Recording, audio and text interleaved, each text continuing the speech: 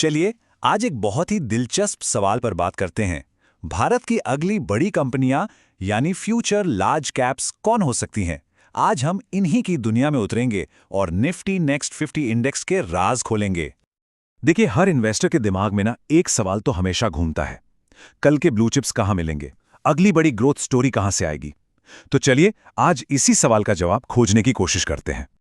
लेकिन इससे पहले कि हम सीधे परफॉर्मेंस और जबरदस्त नंबर्स पे कूदें, ये समझना बहुत जरूरी है कि आखिर ये भविष्य के लार्ज कैप्स हैं क्या चीज और ये इंडेक्स असल में काम कैसे करता है। अच्छा, तो निफ्टी नेक्स्ट 50 को ऐसे समझिए। ये भारत के अगले मार्केट चैंपियंस का एक तरह का वेटिंग रूम है। हाँ बिल्कुल, ये वो 50 कंपनियां हैं जो बस दरवाजे पर खड़ी हैं, निफ्टी 50 की टॉप लीग में शामिल होने के लिए एकदम तैयार। और गलती से भी इन्हें कोई छोटी मोटी कंपनियां मत समझिएगा। यकीन मानिए, ये 50 कंपनियां मिलकर एनएसई की टोटल मार्केट वैल्यू का लगभग 15% हिस्सा बनाती हैं। ये बहुत बहुत बड़ी बात है। ठीक है, तो अब हम ये तो समझ गए कि ये इंडेक्स है क्या। तो चलिए अब आते हैं उस सवाल पर जो शायद सबसे ज्यादा मायने रखता है। परफॉर्मेंस कैसा रहा है? आखिर नंबर्स क्या कहते हैं? तो हमने एनएसई और इकोनॉमिक टाइम्स के डेटा को थोड़ा खंगाला और जो पिछले 5 सालों के आंकड़े मिले ना, वो एक बहुत ही दिलचस्प कहानी बताते हैं। तो सुनिए, पिछले 5 सालों में टोटल रिटर्न रहा है करीब करीब 152%। जी हाँ, 152%। ये एक जबरदस्त आंकड़ा है जो इस इंडेक्स की विस्फोटक ग्रोथ पोटेंशियल को साफ साफ दिखाता है। लेकिन रुकिए, 152% तो पूरी कहानी नहीं है। अगर हम इसे हर साल की औसत ग्रोथ के हिसाब से तोड़कर देखें, जिसे हम CAGR कहते हैं, तो ये आंकड़ा आता है लगभग 22.7%। मतलब हर साल औसतन इतनी जबरदस्त ग्रोथ। अच्छा, अब इन परसेंटेजेस को असल पैसे में समझते हैं, है ना? मान लीजिए किसी ने 5 साल पहले निफ्टी नेक्स्ट 50 में सिर्फ 1 लाख रुपए लगाए होते, तो आज उसकी वैल्यू होती करीब 2.5 से 2,60,000 रुपए के बीच। तो अब सवाल ये उठता है कि भाई इस जबरदस्त रिटर्न के पीछे है कौन?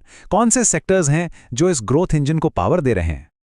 तो देखिए, इस इंडेक्स में भारत के सबसे तेजी से बढ़ने वाले सेक्टर्स का दबदबा है। हम बात कर रहे हैं फाइनेंशियल सर्विसेज की, मैन्युफैक्चरिंग की, हेल्थ केयर और हाँ, टेक्नोलॉजी की। और सच कहूं तो यही इसकी सबसे खास बात है। ये कंपनियां अपनी ग्रोथ के एक स्वीट स्पॉट पर हैं। मतलब ये मिड कैप से लार्ज कैप बनने के उस रोमांचक सफर पर हैं जहां असली ग्रोथ देखने को मिलती है। लेकिन जैसा कि हम सब जानते हैं, जहां ज्यादा ग्रोथ होती है वहां अक्सर ज्यादा रिस्क यानी अस्थिरता भी होती है।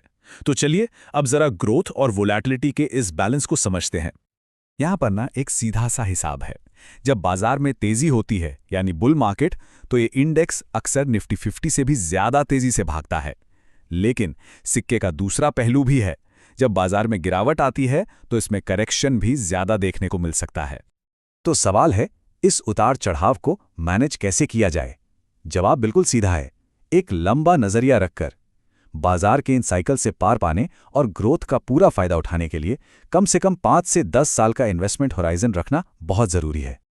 तो ठीक है, हमने आंकड़े देख लिए, कॉन्सेप्ट्स भी समझ लिए। अब इन सारी बातों को समेटते हैं और देखते हैं कि एक इन्वेस्टर के लिए इसके मुख्य टेकअवे क्या हैं। तो संक्षेप में कहानी ये है, करीब 23% की सालाना ग्रोथ, 5 साल में 150% से भी ज्यादा का टोटल रिटर्न, और ये सब उस कैटेगरी से जो भारत के अगले लार्ज कैप्स पर दांव लगा रही है। तो सवाल आता है, क्या ये सबके लिए सही है? देखिए, ये उन इन्वेस्टर्स के लिए एक बेहतरीन ऑप्शन हो सकता है जो लंबी अवधि के लिए सोचते हैं, मतलब 5-10 साल, जो थोड़ा कैलकुलेटेड रिस्क लेने से नहीं घबराते और जो भारत की अगली बड़ी कंपनियों की ग्रोथ स्टोरी का हिस्सा बनना चाहते हैं।